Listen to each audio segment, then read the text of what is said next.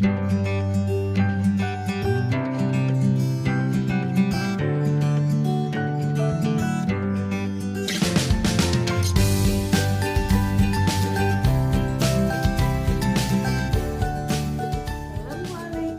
warahmatullahi wabarakatuh.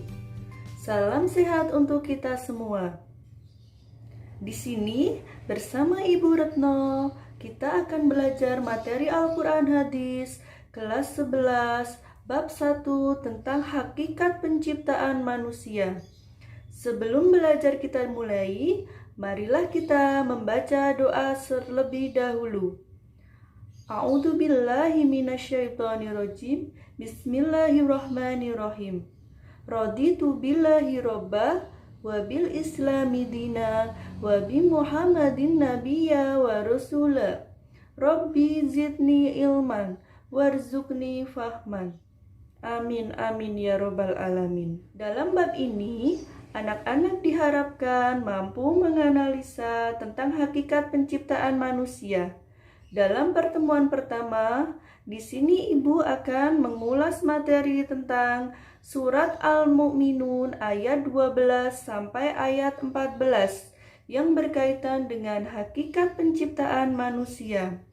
Untuk itu, anak-anak persiapkan alat tulis dan buku terlebih dahulu untuk mencatat hal-hal yang penting dan tugas yang akan Ibu berikan. Silahkan anak-anak simak video berikut ini.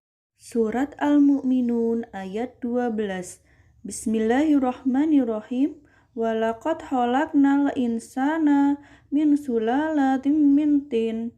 Artinya, dan sesungguhnya kami telah menciptakan manusia dari saripati berasal dari tanah. Surat Al-Mu'minun ayat 13. Bismillahirrahmanirrahim. Summa ja'alnahu nutfatin fi qararim makin. Artinya, kemudian kami jadikan saripati itu air mani yang disimpan dalam tempat yang kokoh, rahim. Surat Al-Mu'minun ayat 14. Bismillahirrahmanirrahim. Summa khalaqnan nutfata 'alaqata fa khalaqnal 'alaqata mudghata fa khalaqnal mudghata 'idhaman fa kasawnal 'idhama lahman summa ansa'nahu khalaqan akhara fatabarakallahu ahsanul khaliqin. Artinya, kemudian air mani itu kami jadikan segumpal darah, lalu darah itu kami jadikan segumpal daging, dan segumpal daging itu kami jadikan tulang belulang, lalu tulang belulang itu kami bungkus dengan daging, kemudian kami jadikan makhluk yang berbentuk lain. Maha suci Allah, pencipta yang paling baik. Selanjutnya, kandungan surat Al-Mu'minun ayat 12-14 berisi tentang proses kejadian manusia, yaitu 1. Allah menjadikan saripati tanah dalam tubuh manusia sebagai nutfah. Nutfah adalah air yang berisi spermatozoa atau disebut sperma yang terdapat pada seorang laki-laki. 2.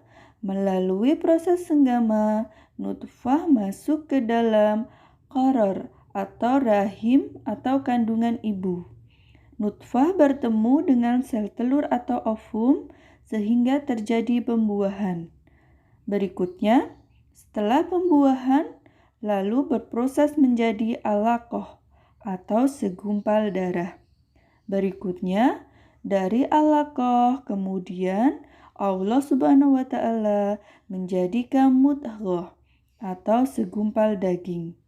Kemudian dari segumpal daging atau mudghah, Allah Subhanahu wa Ta'ala dijadikan i'zam atau tulang atau rangka. Tulang atau rangka kemudian dibalut atau dibungkus dengan daging. Lalu Allah menjadikan sebagai makhluk yang berbentuk lain, yaitu manusia yang masih kecil dalam kandungan. Ketika dalam kandungan berusia 4 bulan, Allah mengutus seorang malaikat untuk meniup roh ke dalamnya. Setelah bayi dalam kandungan mencapai usia 9 bulan 10 hari, Allah mentakdirkan bayi tersebut lahir ke dunia.